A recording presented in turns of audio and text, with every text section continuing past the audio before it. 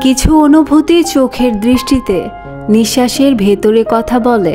হয়তো সেই কারণেই কিছু মানুষ দূরে গিয়েও খুব কাছে থাকে। আজও এক অদ্ভুত টান কাজ করছে হৃদয়ের ভেতর। মনে হয় যেন কেউ আছে, নীরবে আমাকে অনুভব করছে। হ্যালো বন্ধুরা, আমি রোকসানা আছি তোমাদের সাথে, আর তোমরা আছো তোমাদের ভালোবাসার গল্পঘর রোকসানাস লাইফ ক্যানভাসে। আজ তোমাদের শোনাবো সালমা চৌধুরীর জনপ্রিয় উপন্যাস আমৃত্যু ভালোবাসিত কে এর 13তম পর্ব। চলো শুনে আসি আজকের অধ্যায়। হয়তো এখানেই লুকিয়ে আছে হৃদয়ের পরের ধাপের উত্তর। পর্ব 13।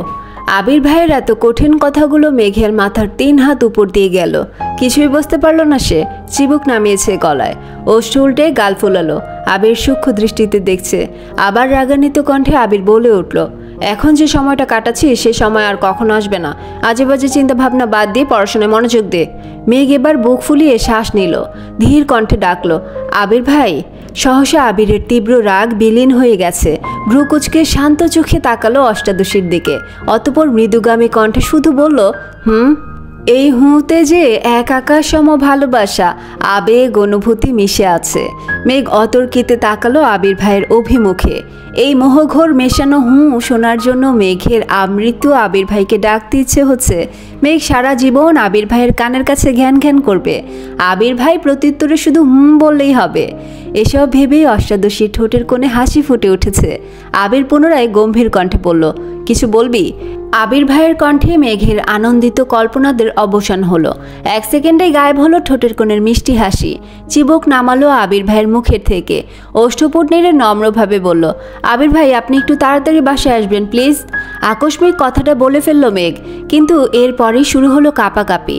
বুকের ধুকপুকানি বেড়ে যাচ্ছে। আল্লাহ জানে আবির ভাই থাপ্পড়ি দেন কিনা। সহসা দুহাত নিজের দুগালে রাখলো মেঘ। আবির ধমক দিতে নিয়ে মেঘের এমন কাণ্ডে কপাল কুঁচকালো। ঢোক গিলে রাগ গিলে সহসা চাপা কণ্ঠে বলল, কেন? অষ্টাদশী গালে হাত রেখে কাঁপা কাঁপা কণ্ঠে বলল, আপনি বাসায় না ফিরলে আমার ঘুম আসে না। কথাটা বলেই দুচোখ বন্ধ করে কপাল কুঁচকে দাঁতে দাঁত চেপে ধরল মেঘ। আবির প্রশস্ত নেত্রে চাইল অষ্টাদশীর দিকে। মেঘের হালচাল দেখে ঠোঁটের কোণে হাসি ফুটে ওঠে, কিন্তু অষ্টাদশীর চোখ বন্ধ থাকায় শব্দহীন সেই হাসি দেখতে পেল না। আবির নিগুড় দৃষ্টিতে তাকিয়ে আছে অষ্টাদশীর দিকে, যেন এই দৃষ্টি সহজে কাটানো সম্ভব না। কয়েক মুহূর্ত চলল এভাবে। কিছুক্ষণ পর আবিরের ফোনে কল আসায় মনোযোগ নষ্ট হলো। পকেট থেকে ফোন বের করলো। অফিসের কল তৎক্ষণাৎ রিসিভ করলো। 30 সেকেন্ড হবে হয়তো কথা বলে রেখে দিল। এতক্ষণে মেঘ অনেকটাই স্বাভাবিক হয়ে গেছে, কিন্তু গাল থেকে হাত নামায়নি এখনো। আবির কল কেটে পুনরায় শক্ত কণ্ঠে বলল, আমার তাড়াতাড়ি অফিস যেতে হবে। আমার খাওয়া শেষ হওয়ার আগে যেন তোকে খাবার টেবিলে দেখি। এই বলে করিডোরের দিকে পা বাড়ল আবির। মেঘ পিছন থেকে কোমল কণ্ঠে আবার ডেকে উঠল, আবির ভাই। আবির সহসা উত্তর দিল, এই হুঁটা ছোট্ট মেঘের বুকে বারবার যেন ধাক্কা লাগছে। কোমল কণ্ঠে বলল, বললেন না তো তাড়াতাড়ি আসবেন কিনা? আবির ঘাড় ঘুরিয়ে তাকালো। মেঘ সঙ্গে সঙ্গে মাথা নিচু করে ফেলল। আবির কিছুটা গম্ভীর কণ্ঠে বলল, আসতে পারি যদি তুই আমার কথা মানিস। আর কিছু না বলে দ্রুত পায়ে নেমে গেল নিচে। আবির ভাই এত সহজে মেনে নিয়েছে ভেবেই মেঘ খুশিতে আত্মহারা হয়ে যাচ্ছে। দ্রুত ফ্রেশ হয়ে চুলগুলো ঠিকঠাক করে হুটোপুটি করে নিচে নামতে লাগলো। হাসি মুখে এসে বসলো আবির ভাইয়ের বিপরীতে। একবার দেখলো আবির ভাইকে, প্লেটের দিকেও তাকালো, কিন্তু ততক্ষণে আবির ভাইয়ের খাওয়া শেষের দিকে। মেঘ খাওয়া শুরু করতে করতে আবির ভাইয়ের খাওয়া শেষ করে উঠে ফ্রেশ হয়ে অফিসের উদ্দেশ্যে চলে যাচ্ছে। মেঘ এক মুহূর্ত তাকিয়ে রইল আবির ভাইয়ের দিকে, তারপর স্বাভাবিক হয়ে খেতে শুরু করলো। আবির ভাইয়ের এত কথার মধ্যে হুমটাই যেন বারবার কানে বাজছে মেঘের। সবগুলো কথাই মনে পড়ছে। খাওয়া শেষ করে রুমে গিয়ে শুয়ে শুয়ে আবির ভাইয়ের কথা ভাবছে। মেঘ মনে মনে নিজেকে প্রশ্ন করছে, সেই প্রশ্নের উত্তর নিজেই দিচ্ছে। সবশেষে সব প্রশ্নের একটাই উত্তর পেল, আবির ভাই চান আমি ভালোভাবে পড়াশোনা করি। তার মানে এতেই আবির ভাই খুশি হবেন। আজ থেকে আমি সিরিয়াসলি পড়াশোনা করব, তারপর দেখব আবির ভাই আমার সাথে ভালোভাবে কথা বলে কিনা। কিছুক্ষণ শুয়ে থেকে সব ভেবে সহসা উঠে পড়তে বসলো। মেঘ সবসময় জোরে পড়ে। মেঘ পড়লে করিডোর থেকে তো শোনা যায়ই, পাশাপাশি তানভীর বা আবিরের রুম থেকেও মোটামুটি শোনা যায়। গোসল, নামাজ, কোচিং, টিউশন সবকিছু সময় মতো করছে মেঘ, যেন আবির ভাই আর রাগ দেখাতে না পারে। কি সব ধ্বংসের কথা বললো, এসব কঠিন কথা যেন আর না শুনতে হয়। আবির ভাই যেন সর্বদা কোমল ভালোবাসা মিশ্রিত কণ্ঠে বলে, আর কিছুই বলতে হবে না। এদিকে মনোনয়নের ফলাফল ঘোষণা করা হয়েছে। তানভীরদের এমপি দলীয় প্রতীকে মনোনীত হয়েছেন। পার্টি অফিস থেকে শুরু করে এমপির বাড়ি পর্যন্ত হইচই শুরু হয়েছে। নিষেধাজ্ঞা অমান্য করে সব গণহারে মিছিল দিচ্ছে। প্রথমবারের মতো মনোনীত হয়েছেন এমপি।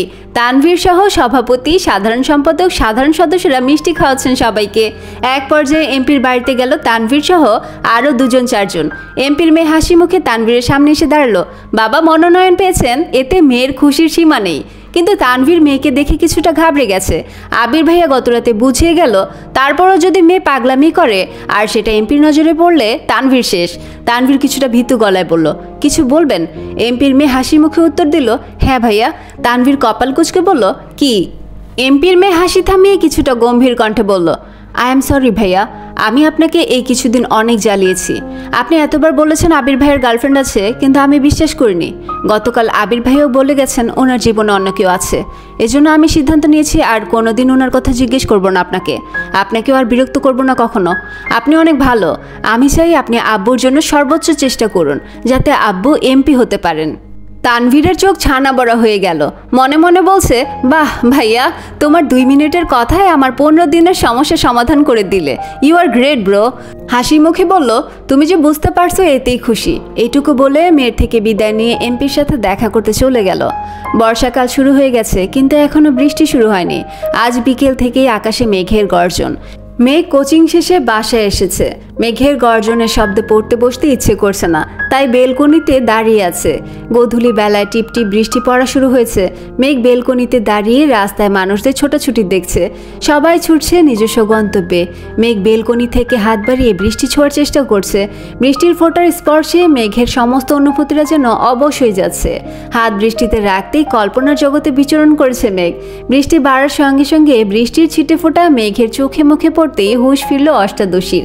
বেলকনি থেকে রুমে চলে গেল। টাওয়াল হাতে নিয়ে হাত মুখ মুছে বিছানায় বসলো। মোবাইলের ডাটা অন করতে একটা নোটিফিকেশন আসছে। ফেসবুকে ঢুকতেই সামনে আসলো আবির ভাইয়ের পোস্ট। অফিসের বেলকনি থেকে তোলা হাতের ছবি। ফোটায় ফোটায় বৃষ্টির পানি জমে আছে হাতে। সাথে বৃষ্টি নিয়ে সুন্দর একটা ক্যাপশনও দিয়েছেন। মেঘ মনোযোগ দিয়ে ছবিটা দেখছে। অনুভূতিরা যেন নাড়াচাড়া দিয়ে উঠেছে মনের ভেতর। আবির ভাইও বৃষ্টিতে হাত ভিজিয়েছে, তার মানে আবির ভাইয়েরও বৃষ্টি ভালো লাগে। ভাবতেই লাজুক হাসলো মেঘ। নিজের ভালো লাগাগুলো যদি ভালোবাসার মানুষের সাথে মিলে যায় তাহলে আর কি লাগে। সন্ধ্যার পর ঘন্টা 2 পড়াশোনা করলো মেঘ। বৃষ্টি বেশি থাকার কারণে জান্নাত আপু আসবেন না বলেছেন। বাড়ির কর্তারা বাড়ি ফিরে এসেছেন সেই বৃষ্টি শুরুর দিকে। গাড়িতে চলাচল করায় বৃষ্টি ছুঁতেই পারেনি ওনাদের। তানভীরও হই হুল্লা করে বাড়ি ফিরেছে ঘন্টাখানেক আগে। আকলিমা খান ডাকছেন সবাইকে খাবার খাওয়ার জন্য। মেঘ নেমেই একবার দেখলো ডাইনিং টেবিলের দিকে। আবির ভাই এখনও ফেরেনি, বাকি সবাই আছেন। মেঘ পা বাড়ল টেবিলের দিকে। তখনই কাক ভেজা হয়ে ফিরেছে আবির। মাথা থেকে পা পর্যন্ত ভিজে একাকার অবস্থা। মেঘ চেয়ারের হাতল ধরে দাঁড়িয়ে পড়ল। আবিরের এই অবস্থা দেখে মোজাম্মেল খান বলে উঠলেন, কি রে, বৃষ্টির মধ্যে আসতে গেলে কেন? বৃষ্টি কমলে আসতে পারতি। আবির চুল ঝাড়তে ঝাড়তে উত্তর দিল, অফিসে বসে থাকতে ইচ্ছে করছিল না। সিঁড়ির দিকে যাচ্ছে। মালিহা খান ডেকে বললেন, তুই কি এখন খাবি নাকি পরে খাবি বাবা? আবির সিঁড়ি দিয়ে উঠতে উঠতে উত্তর দিল, 5 মিনিটে আসছি আমি। 5 মিনিটের মধ্যে ফ্রেশ হয়ে একটা হালকা গোলাপি রঙের শর্ট হাতার টি শার্ট সাথে কালো ট্রাউজার পরে নিচে নামলো। ততক্ষণে মোজাম্মেল খান, আলী আহমদ খান চলে গেছেন তানভীরের খাওয়া শেষের দিকে। আবির চেয়ার টেনে বসতে নিলে মেঘের নজর পড়ে আবির ভাইয়ের দিকে। এই প্রথমবার আবির ভাই শর্ট হাতার টি শার্ট পরেছে, তাও আবার সাদা কালো রং বাদে। মেঘ শব্দহীন হেসে উঠল। দৃষ্টি তার আবির ভাইতে নিবদ্ধ। আবির বসে বলল, congratulation Tanvir, go head, best of luck. মেঘের দৃষ্টি এবার তানভীর ভাইয়ের দিকে যায়। তানভীর ভাইয়া খুশিতে গদগদ হয়ে উত্তর দিল, থ্যাংক ইউ সো মাচ ভাইয়া। আবির এবার কিছুটা চিন্তিত স্বরে বলল, ওই বিষয়টা কি সমাধান হয়েছে? এবারও তানভীর হাসি মুখে জবাব দিল, জি ভাইয়া, আমার কাছেও মাফ চেয়েছে। মেঘ মনোযোগ দিয়ে 2 ভাইয়ের কথোপকথন শুনছিল। সহসা উত্তেজিত কণ্ঠে বলে উঠল, কি হয়েছে? আবির মেঘের দিকে তাকিয়ে উত্তর দিল, তানভীরদের নেতা দলীয় মনোনয়ন পেয়েছে। মেঘ এবার খুশিতে ভাইকে অভিনন্দন জানায়, সাথে মিম আর আদিও অভিনন্দন জানায়। মিম মজার ছলেই বলে উঠল, ভাই আমাদের ট্রিট দিবা না? তানভীর বলল, কি ট্রিট চাস বল? মেঘ তৎক্ষণাৎ বলে উঠল, এখন ট্রিট লাগবে না, জিতলে পরে বড় করে ট্রিট খাবো। তানভীর বলল, ঠিক আছে, আজকে তাহলে আমার পক্ষ থেকে তোদের নুডলস ট্রিট দিব রাত 10টায়। মিম বলে উঠল, তুমি রান্না করবো ভাইয়া? তানভীর দাঁত বের করে হাসলো আর বলল, হ্যাঁ আমি রান্না করব, সাথে ভাইয়া থাকবে। আবির আকস্মিক কপাল কুঁচকে ঠাট্টা স্বরে জবাব দিল, ইস, তুই ট্রিট দিবি, আমি কেন হেল্প করব? আনন্দ যেমন তুই করে আসছিস, এখন কষ্টটাও তোকেই করতে হবে।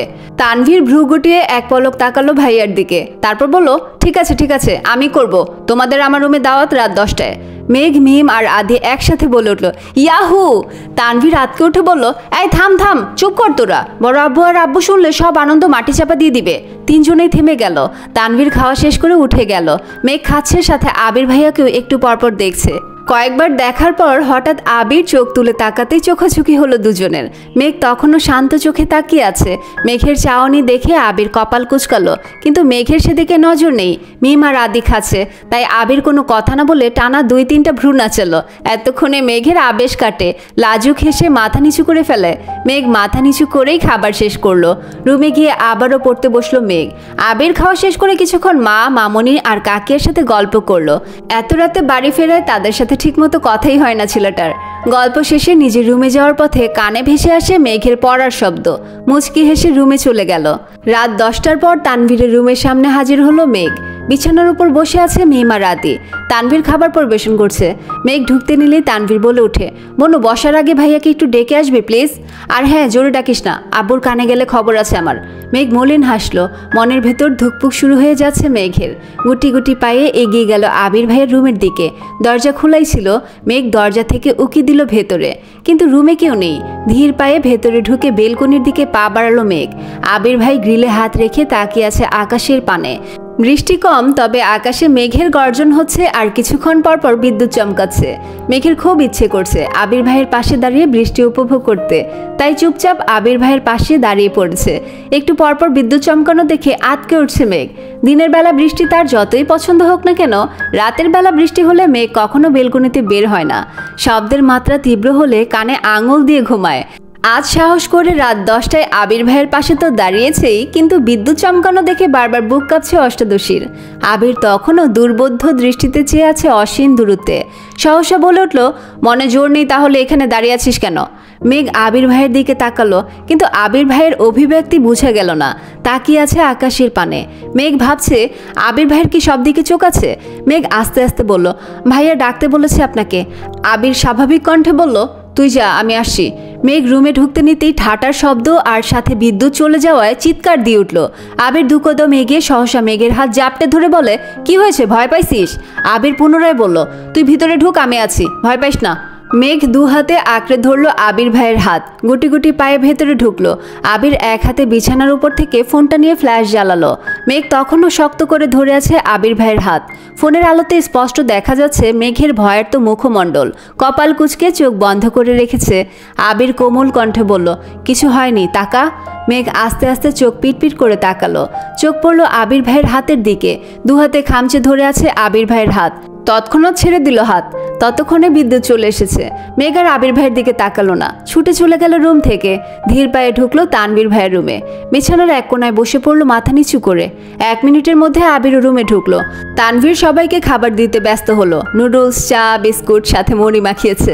আবির তানভীরের দিকে তাকিয়ে ঠাট্টা স্বরে বলল, বাহ, এত আয়োজন, সাবাস। তানভীর হাসি মুখে বলল, খেতে ভালো না হলে কেউ অভিযোগ করবা না।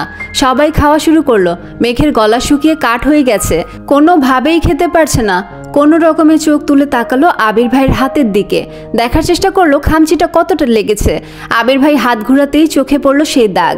3 আঙুলের নখের চাপে চামড়া কেটে রক্ত জমাট বেঁধে গেছে। মেঘ আবির ভাইয়ের হাতের অবস্থা দেখে ভ্রু কুঁচকালো। টলমল করছে চোখ। নিজের প্রতি খুব রাগ হচ্ছে। বারবার দীর্ঘশ্বাস ফেলছে। আদি আবির ভাইয়ের হাত দেখে চিৎকার দিয়ে উঠল, ভাইয়া তোমার হাতে কি হয়েছে? সবার নজর পড়লো আবিরের হাতের দিকে। আবির অপলক দেখলো মেঘকে, তারপর স্বাভাবিক কণ্ঠে বলল, কিছু হয়নি, কোথায় লেগে কেটে গেছে। এই ছিল আমৃত্যু ভালোবাসি তোকে উপন্যাসের 13তম অধ্যায়। কিছু সম্পর্ক কথায় শেষ হয় না, কিছু গল্পের পরিণতিও জানা যায় না, তবু হৃদয় ঠিকই অনুভব করে। কে নিজের, কে হারিয়ে গেল পাশে থাকে। যদি আজকের অধ্যায় তোমার মন ছুঁয়ে যায় তবে একটা লাইক দিও, কমেন্টে জানিও অনুভূতি, আর চ্যানেলটা সাবস্ক্রাইব করে পাশে থেকো। ভালোবাসা ছড়িয়ে দিও তোমার বন্ধুদের সাথেও গল্পটা শেয়ার করে। পরের অধ্যায়ে আবার দেখা হবে। ততদিন পর্যন্ত ভালো থেকো, সুস্থ থেকো, মায়ায় থেকো। আল্লাহ হাফেজ।